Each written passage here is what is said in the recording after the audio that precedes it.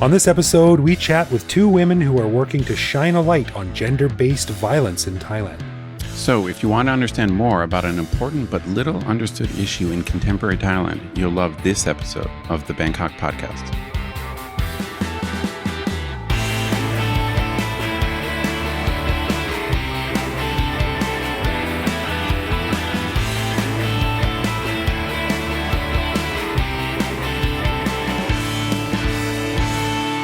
Sawadee krap and welcome to the Bangkok podcast. My name is Greg Jorgensen, a Canadian who came to Thailand in 2001 because I was sick and tired of all the stupid clean air in Canada. Well, yeah, you've got standards, dude. That's right. And I'm Ed Knuth, an American who came to Thailand on a one-year teaching contract 20 years ago, fell in love with paying about $10 to get my teeth cleaned and figured, my God, I can't leave this. So I stayed here. You can't see it right now, listeners, but Ed smiled on camera and I swear to God, there was a ting, like a little shiny thing. And there was a little like star at That's like right. the corner That's of my right. tooth. As always, a huge thanks to all of our patrons who support the show. Patrons get Sorry, you do that again. As always, a huge thanks to all of our patrons who support the show. Patrons get a whole bunch of cool stuff, including our ad-free regular show a day early, behind-the-scenes photos and videos of our interviews, discounts on swag, which you can find on our website, and various other things that aren't available to regular listeners. But best of all, patrons also get an unscripted, uncensored bonus episode every week where we riff on current events and random topics. We just finished recording this week's bonus show, and we chatted about Greg's on-again, off-again, on-again trip to Chiang Mai, the disgusting cloud of pollution that settled in over the city, my further Thai cultural education via nitro cold brew coffee, and a segment of Thai News of the Weird where we discuss a guy who found a chunk of whale vomit on a Thai beach and can now afford to retire in luxury. To become a patron, head to bangkokpodcast.com/support. I always thought that would be kind of a diss, like, may you find whale vomit on the beach, but dude. No, that's a blessing, man. That's a blessing. Disguise. All right, well, before we jump into it, I want to do a quick shout out to our buddy Ash, who we've talked about on the show before, one of our good friends and a patron of the show. He is right now sitting in a hotel room in central Bangkok in quarantine because he just flew in from America. And he's about to spend a couple of months in Thailand, living La Vida Loca. So, yeah, Ash, we hope you're doing well in quarantine there, man. I hope you've gotten regular deliveries of Thai food and jackfruit, which he specially requested one of his friends bring him to his hotel. Must be hard being stuck in a hotel room for that long, but at least he got the podcast to listen to. That's right. Heck yeah. Good luck, Ash. Yeah. I will also have Ash on the show, actually, probably in a couple of weeks. Oh, cool. When all the stuff is done to tell us about his experience. Nice. All right. Well, this episode began as a suggestion from one of our listeners. A big shout out to Cassia. I think it's Cassia. She wanted us to do a show on an issue that is extremely relevant to contemporary Thailand and yet doesn't get a lot of play, and that is the topic of gender-based violence against women. Now, speaking personally, this is an issue close to my heart. I was raised by a single mom who never had much luck in the partner department. So in the West, the issue is fairly openly discussed and widely understood, but not so in Thailand, where attitudes towards victims can often be dismissive and misconceptions and prejudice are all too common. So at Cassia's suggestion, I reached out to Emma Thomas and Nana Wipaphan, two women who do great work to raise awareness around the issue, and sat down with them for what turned into a long and very interesting discussion about gender abuse, consent, sex, awareness, and education around gender-based violence in Thailand. So here is part one of my interview with Emma Thomas and Nana Wipaphan.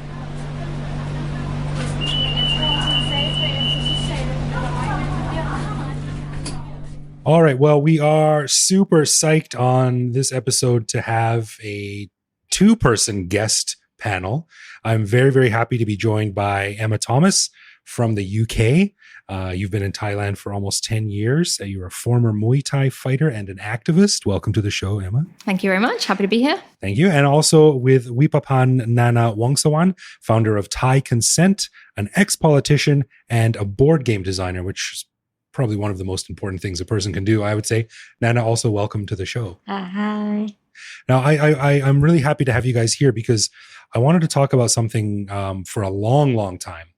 and it's important to get it right. So this is the issue of sexual abuse, domestic violence, and consent in relationships in Thailand. And what got me thinking that I needed to do this urgently was two stories. One of them I read a while ago in one of the papers here, and it was about a young girl who was sexually assaulted at her school. In Mukdahan, right? I can't remember where it was, and that probably even speaks to the the problem is that I don't know which one it was. But the boys who did it were tracked down, and they admitted to it, and the parents of the boys showed up to school with some garlands and just said, sorry, why?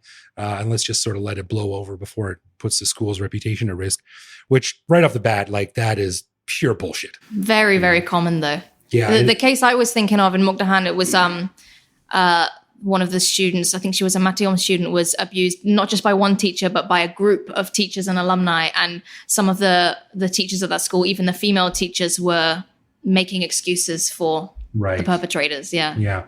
Another issue a story that I saw just happened very recently. And it was about one of the girls who was involved in the protests recently held up a sign about how she was sexually abused at school. And she's getting a ton of abuse and online criticism and things like that, which really says a lot. So there's a lot to unpack here, and I wanted to get someone on the show who could talk about it better than I could, because as a white man in Thailand, what the hell do I know about what Thai women and women in general go through? So again, thank you. And can you sort of, starting with Emma, like, explain why you're here and what you have to say about this? Okay, so a little bit of background on me. I first came to Thailand in 2011 for Muay Thai. I was a professional Muay Thai fighter for the first few years I was here. And I started blogging. I created my own website, undertheropes.com, where I was writing about my experience as a female Muay Thai fighter and all of the gender discrimination that I faced and saw in the sport, but also in Thailand in general. And that included writing about my own experience of being sexually assaulted by a trainer in Chiang Mai. And after I started to write about that, I was invited to speak at lots of different events around Bangkok, including with UN Women, and activism, fighting gender-based violence and rape culture is really my passion now. Right. And Nana? Yes, for me, like, I started doing Thai consent since 2015. And I started doing that 2 years later. I realized that I was raped by my friend, the older friend I trust. And back then I don't know that when you were drunk and you cannot protect yourself and you try to say no, but you cannot say no, how to say, clearly. And the men try to get in. No, I also know that it's rape when it's someone you know. And then I kind of avoid to accept that truth for a long time. But then in the next year, in 2015, my friend went to the same situation with another man. And then I found out that 7 of my friends, the close friend, not the close one, we went through the same story with different ones. 7. So it's quite big for a girl who just 22 years old. And then I discover more when I start writing about the concept of consent. And I do all of this because my friend, she tried to try to gain her justice, because the man who assault on her, he also take a video too, on her bathing. So she tried to go to police, and then she tried to get something done with the school and teacher. But then I found that the first enemy she has to fight is her parent and the teacher. It's her parents, they are blaming on her that why you let the man come inside your room, so you are wrong, the one who done something wrong. So that's the point. I feel I cannot let this repeat to the other. And then I try to research on the concept of how to explain to people that we, the women, we done nothing wrong. We are not wrong to not protect ourselves enough. So I found the concept of consent, which isn't exists in Thai language. We don't have the consent. There's no Thai word for consent. No Thai word for consent. So I think we might have Thai word, but we use it in terms of legal contract, or in the medical contract, or something else, but not sex. And then I found that the knowledge about sex it's very limited in Thai language. So I start writing blog in 2015, and then like, I continue until now. Did you also say one time that there's no Thai word for patriarchy? No, that too. Yeah. That too. No Thai word for patriarchy. And like I think people try to translate it in like Thai เป็นใหญ่ which mean men are bigger. And then when we use this word, I think like we have a lot of counter argument that in Thailand men are not like that big. They don't have much power over That's women. not the point. They don't realize that when something bad doesn't happen to you or your family, it doesn't mean it doesn't happen to the other. So let's talk about the bird's eye view of this thing. And it's one of the first things I imagine that is so frustrating to hear, because when you say, why is this woman in this relationship with this abusing guy, or why did she let herself get raped or assaulted? Why doesn't she just leave? Why didn't she just say no? Why didn't she just walk away? Can you give me some insight into that? Why that's such a dead end question? I think I can start. Yeah, like recently I spent my time, like I think 2 months, making an internship in Mae Sot. Mae Sot is near like Thailand and Myanmar border, and we work with migrant women, like the Burmese migrant women who come to work in Thailand. So basically, she follow her husband, and most of them like they married in the young age, no? They married at like 14, example, and then she become a mom. And after that, like she follow her husband to work in Thailand.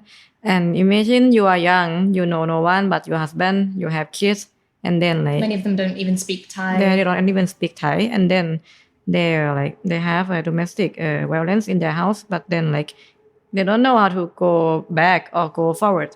So I think that's the very like clear image you can imagine about why women don't go out. But then like this pattern also repeat even in middle class or rich women. Absolutely. When they have no first of it, when they have no financial freedom, they cannot leave the husband.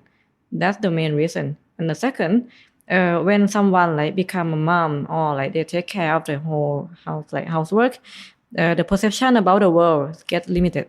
So like they like the world, the perception always run around the house, and they cannot imagine about their life without the role of a mom or a wife. So I like think it becomes part of their identity. Yes. So Yeah. that's very. I think that's the two main reason for women who like found it very hard to exit their partner. Yeah, and a friend of mine yeah. who she was in that situation. She has a child with her husband who was violent towards her, and she tried to leave him many times. But first of all, he became more violent. I think statistically, it's the most dangerous time is when you try to leave. That's generally when you're in the most danger. But also, she said, "I want my kid to have a dad, and maybe that's more important." She thought that she was being selfish by trying to leave because she wanted to put her kid first. Yeah. But also, yeah, there's financial security, but also I think from personal experience, I haven't been in a violent relationship, but I've certainly been in an emotionally abusive relationship, and I think people generally don't really understand how abusers can manipulate you, and they make you feel like, first of all, no one's ever gonna love you or want you except me. Right. And there's no world outside of this. And they always make you, they find a way to make you feel like it was your fault. And you kind of doubt yourself and almost doubt your own sanity, that I must deserve this in some way. So for me personally, in that relationship, it stopped me from leaving for a while. It's almost like Stockholm syndrome. Yes. When people fall in love, or not fall in love, but tend to identify or sympathize with their captors, with their kidnappers or something like that. I also had a experience like that with the trainer who sexually assaulted me in Chiang Mai. Afterwards, after it happened, he apologized to me profusely, and he told me that he could take care of me and he could be my boyfriend. And he made me feel sorry for him. I genuinely did feel sorry for him. Wow. Yeah. And if you've ever watched Thai lakorn, like the rape scenes that you see, there is often a similar thing. It's like the male main character rapes the female main character, and later he apologizes, they fall in love, and they get married. Yeah. And I didn't understand that. And it was years later, after I was assaulted, that I started to see those stories, and I was like, wow, this is where he learned this. And I thought, can I really blame him as an individual? It really played on my mind for a long time. Damn, there's a lot to unpack there. Right? Absolutely. Yeah, we could talk all night. Wow. Yeah, it's funny. I was at my kids' swimming class couple of months ago, and they're in the cafeteria where they have snacks and all the kids are running around, and the people that work there are looking up, watching the TV that's on the wall. And it was 2 p.m. on a Sunday, and there was a rape scene on this Lacan. Yeah, but if there's a cigarette, they blur that out. That's right. And cigarettes or beer. And I took a picture of it, and I sarcastically tweeted like, aha, 2 p.m. on a Sunday, time for the regular rape scene. Yep. And it got retweeted like 700 times by a lot of people, a lot of Thai people who were writing in Thai that they were embarrassed about it. So it's so weird from a Western mindset that it's been normalized. And I imagine a lot of Thai people who don't have experience with that Western mindset or differing ways of approaching this topic might see it as totally. In general, a lot of my Thai friends or people that I speak to, they express the same, like, what the f*** is this? Like, a lot of them say, I do not watch Thai drama. They all watch Korean dramas. Well, they got ancient zombies. I mean, how cool is that, right? So a few years ago on my blog, I wrote an article called Rape Culture in Thailand. And it was all about breaking down these rape scenes in Lakan and with my own personal experience and diving into research about why this mindset exists. And I just wrote it for me on my website. At that point, my blog was just tiny, and it blew up, and it went viral in Thailand. And a lot of Thai people were saying, thank you for writing this. I mean, I kind of felt bad because I'm sure that there's been Thai people who've spoken out about this, but when a foreigner said it, right, all of a sudden it was a problem. Right. I think even for Thai people, many people, especially like the educated, like one, they feel ashamed of this. But also in Thai media, we never we don't even have a criticism culture in Thai media. That's the things. I mean, in Thai newspaper on TV, we only talk about the crimes and the misfortune that happened to our people, and that's it. So you never see a TV show that critique on something intensely, especially in culture. So aside of that, in Thailand, we lack the conversation, about what's going on, what's right and wrong, because people don't want to hear something serious. They only watch TV or watch media only for entertaining themselves. Right. Yeah. So that's what happened. And even there are a big group of people who feel that it's wrong, but you don't have the space to say or to do anything with the media producer. So I think that's another thing. I also think in general in Thai education, people aren't taught to critical thinking or to question anything. When I first got here, I worked in a government school, all boys government school, which was as rough as you can imagine it was. And I loved teaching, but the reason I couldn't stay was the culture of working in that environment where you cannot question anyone. You just have to accept everything, no matter how illogical it is. And I think that carries over. That mirrors my experience too. I taught at an all-girls high school when I was first here. And I tried to get creative and cool and interesting with my curriculum, with my lessons. And after a while, the old ladies around the school were like, just read the book. Just stand there and be a farang and read the book. Yeah. Well, speaking of education, Nana, maybe you can speak to this. When I worked in this school too, I got to know my older students pretty well, and the topic of sex education came up sometimes, and I would joke with them like, what's the Thai word for romantic? And they would say romantic. There is no Thai word for romantic, just like you said, there's no Thai word for consent. So is education a potential chink in the armor for this problem? Is it something that can or will or might change in the future? Okay, so I think the education is only the mechanism to deliver, the mindset. The thing is, education can change, but depends on how people in power want to change it or not. Because in Thailand, I think, as you said, why Thai people get used to the violence. I mean, it happened in school. It happened since you cannot decide about your body. You cannot choose your outfit. You cannot choose your hairstyle. You and then you cannot have your opinion. And you have the body language that obey to the one in power, and you really cannot say no to the one in power. So it happened in every aspect of Thai people, not only in sex, in every aspect of power.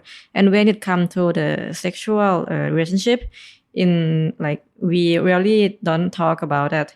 I mean, in Thai sex education, they teach people, they teach the kids about how to not get pregnant, how to avoid STDs, how to, I don't know, how to wash their dicks. Just like the biology. Just like the biology things, but Basic stuff. basic stuff, but they don't teach about the relationship, not at all. I also there are also like NGOs and organizations try to recreate the new curriculum for the health education, but then they say that they have too many of the obstacles from the people in ministry, from the people in the cabinet. They don't want to have the change. I mean, you can do it, you can make anything you want, but outside the system. I can write a book about my version of health education and publish it. No one gonna stop me. But you just make it outside the system. I mean, that's how it happened. It seems like discussions about domestic and sexual violence are just one part of a much bigger problem. Yes. About how to reform the system from the ground up. And the fact of the matter is, I think there's just too many people like the system the way it is. Yeah. And that's not specific to Thailand at all. You see that all over the world. So, but Thailand definitely has its own set of specific problems. Well, talking about that, I was doing some research and I read an article in the Asian Social Science by Kasit Chai Leham called Domestic Violence Behavior Between Spouses in Thailand. And he listed 13 root causes for domestic violence, and many of them were things seen in most countries like lack of common interests, age differences, length of time spent together, stress, and so on. But the one that dealt with Thai-specific reasons said, wrong beliefs about status with emphasis on male dominance, that men must be heads of families, and males' aggressiveness and violence. On the contrary, women must be modest, humble, and patient, not haggle with their husbands, respect their husbands, be obedient and ready to serve their husband in all matters. There is another belief that it is normal for married men to have sex with other women, but not for married women to do so because it is considered adultery, and such women are bad. Nobody would want to be associated with them. So where does this 15th century thinking come from? Why is it like that in Thailand, and why doesn't it quickly fade into the background? I would say that if you imagine about people in power in Thailand, where they from? I mean, from school.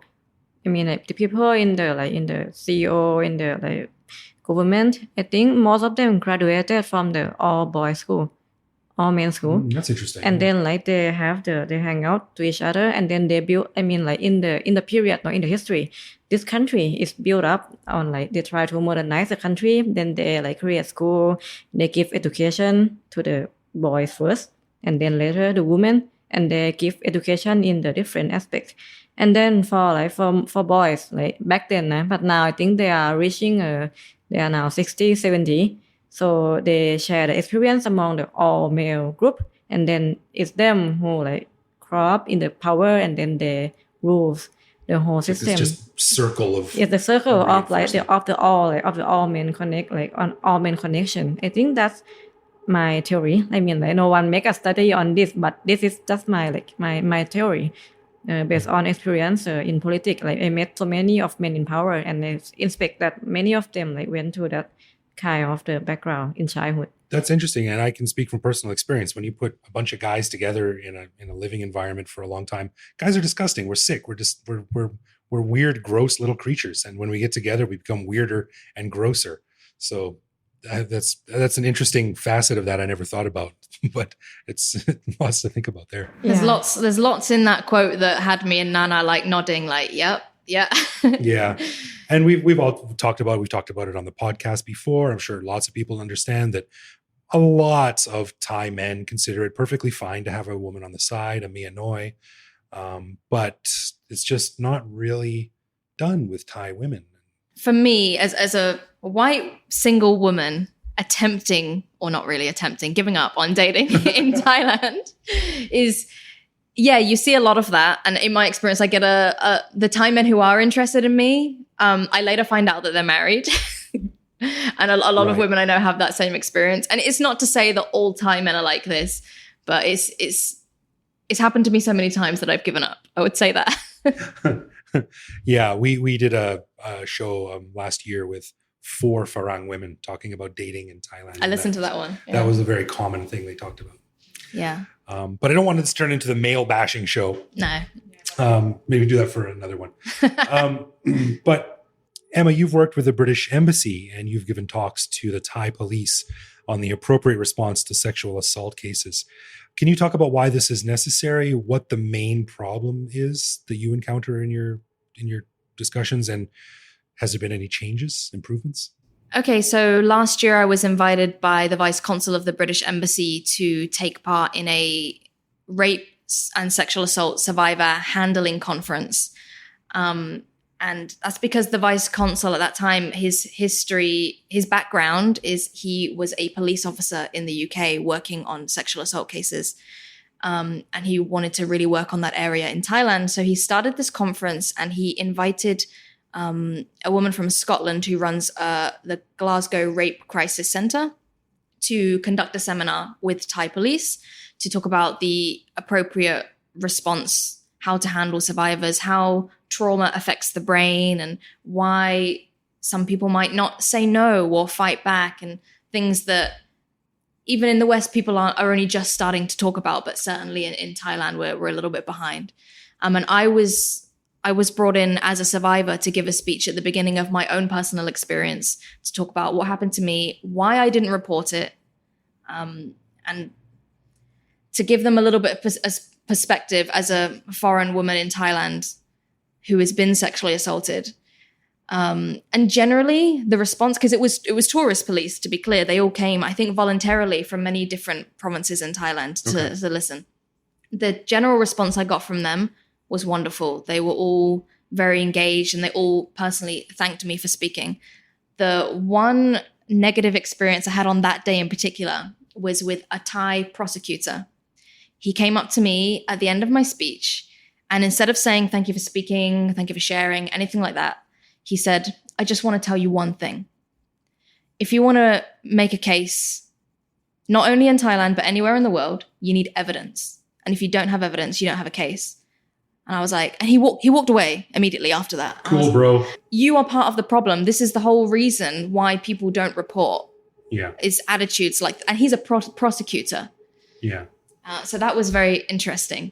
I mean, that's all related to the whole, well, why didn't you, there was I think he was Canadian, which is embarrassing for me as a Canadian, but he was a judge recently that said sort of like, why didn't you just close your legs or something like that? I think he was disbarred for saying that. That attitude is so common, not just in Thailand, but around the world. Like you said, Thailand still lags behind some other countries. And it's so flippant and so easy for someone just to say, well, if you weren't dressed like that, then maybe there wouldn't be a problem. Yeah. And there's always lots of that comes out. What I spoke about in that speech in particular was how on that occasion when I was sexually assaulted, despite being a Muay Thai fighter and theoretically being very capable of defending myself, I didn't fight back. And I don't think I even said the word no. Like I talked about how I froze and how I wasn't able to fight back in that moment. And that's what a lot of people say is, well, why didn't you just kick him in the nuts or punch him? And I've been harassed as many women have multiple times in Bangkok, well, everywhere at home. And the response I always get is, well, you can just punch them, And I'm like, I laugh along with it, but it doesn't work like that in reality. If someone who is a trained fighter can't fight back in that moment, what hope does anybody else have? Yeah. And this is why I am very much against the idea of marketing self-defense classes as a response to rape and sexual assault. I'm not saying that the self-defense classes are a bad thing, but I'm saying that we shouldn't say that they're a solution to rape culture, because there are lots of other issues much deeper than that we need to dig into. Yeah, can I add more into this? Mm-hmm. Because I'm doing the master in design, and I'm working on the design against sexual violence toward women, and my little research, which is not finished yet, discovered that people worldwide, we invent so many things, and the thing we invent to protect women from being raped are all related to the lock, siren, tracker, anything that's similar to the how to protect a car or an asset. So we can say that the way the world protect women until just 10 years ago, it's long after that, long history. But until 10 years ago, people protect women in the same way they protect asset. you're not stopping the problem. Yeah, You're so just like making noise. we protect women as a property, and then we use that mindset toward women, but we are human, not a property. For example, like we when I doing Thai consent, I always have the discourse about like if the house is open without lock, can you also blame the house owner for being robbed? That's the very common sentence I received like in doing the debate about why shouldn't we blame the victim, how to have empathy on people. But people also think that they like it's your fault too to not protect yourself enough. And I found that okay, we have that mindset and we have the product that represent that the mindset, and all that product you can find it like on sale in Amazon. Now like it become the industry too, like to protect to I don't know, to like get money from people's fear. All of those products, like self-defense classes, put the responsibility or the onus on the victim to defend themselves. Yeah, which is not solving the problem. Right. Yeah, the most creepy thing I found like doing my research is I found the safety short that has like a special nylon, so it's quite hard to get down or rip, and they advertise it as like buy this to your daughter on this Christmas. What kind of messed up message is that sending? Oh my god! Like a chastity belt. Yeah, that's like the modern chastity belt. And I also found like another invention. Like they also have the like modern technology such as like you have the fingerprint to unlock, and then like you can have the consent contract, like the app that like okay you make the contract and you scan to make like okay both of you are consent, but people. Consent doesn't mean like the contract. You can change your mind later. You have to communicate. Yes. I think that's how the world went to the wrong way, And like only from 2010 is when like the innovation about how to like protect in the way that we should talk more about the rape culture. We should like design something that put like power back to the survivor. It just come out since 2010. So it's very new, like to the way that we want to do to empower women. But previously, 100 years of humanity, we went on chastity belt innovation. Yeah.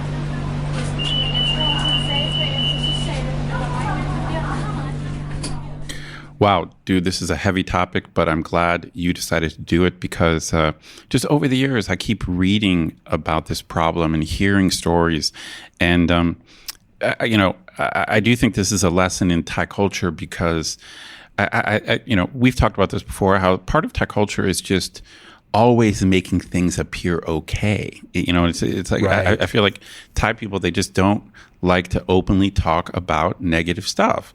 And there's obviously a downside to that. Yeah, exactly. And that's how we started the interview, right? With like, me saying, I read the story about how someone who was abused and all the adults were like, just that's right. Don't talk about it. It's like, and it's a very much like under the rug kind of thing, but that's not helpful. It's not healthy, and it doesn't solve any problems. So yeah, I'm really, really glad that Emma and Nana are doing the work they do. Yeah, I know it's, I think of this show as, mostly entertainment, but, we got to do shows like this sometimes because it is an issue in Thailand for sure. I have almost nothing to add except a minor anecdote I heard from a buddy of mine, actually a guy I won't mention his name on the show, but he told me that one of his so basically the story is this: he's an American guy living in Thailand. And he met another American guy who was a tourist, and he introduced this guy to a bunch of his friends. And they went partying. The new guy ended up hooking up with a Thai girl that he knew. And later, the Thai girl told him that, hey, your American friend raped me. Whoa, that's... Okay, and now, and so this guy who's been living in Thailand, he was, he knew probably nothing would happen if he went to the Thai police. So in their group of friends were some Thai guys. And so he went to the Thai guys who knew this girl and said, hey, we got to do something about this because the police aren't going to do anything. Right? Yeah. And, he's like, we got to teach this guy a lesson, this tourist. He can't just come here and do this. And this guy that, that we know, he said the Thai guys were like, "What's the big deal?" And it's depressing, man. I know. I was like, holy shit. And he's like, yeah. They were like, shit happens. Man, I mean, if you're going to stand up for anything, I mean, this is where you have to have some balls, right? Like, I know. I mean, it's just it's painful. It is a depressing topic, but the only solution is to talk about it. Right, exactly.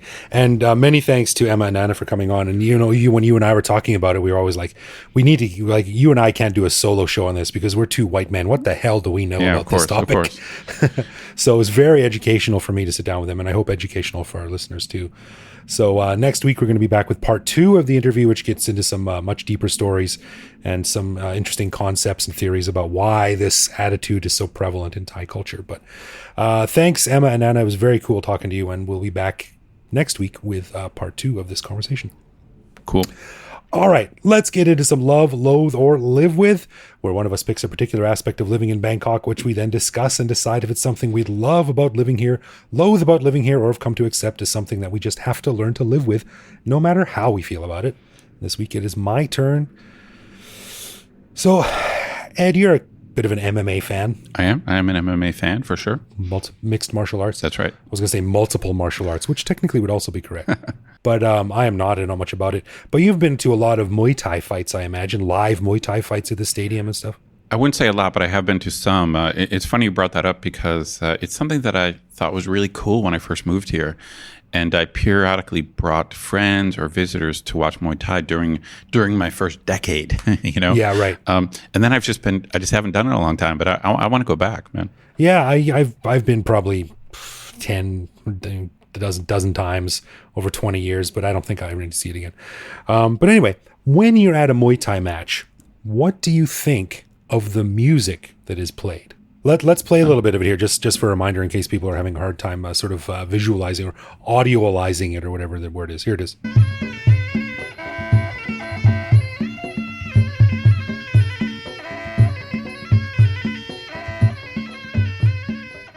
You know, it's pretty odd.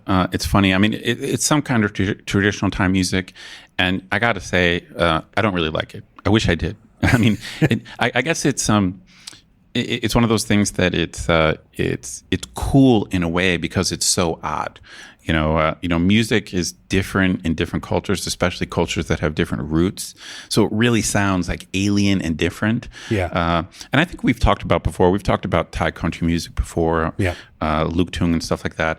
You know, it's one of those things that I just wished I loved, but right. I don't. It just right. it just sounds too weird to me.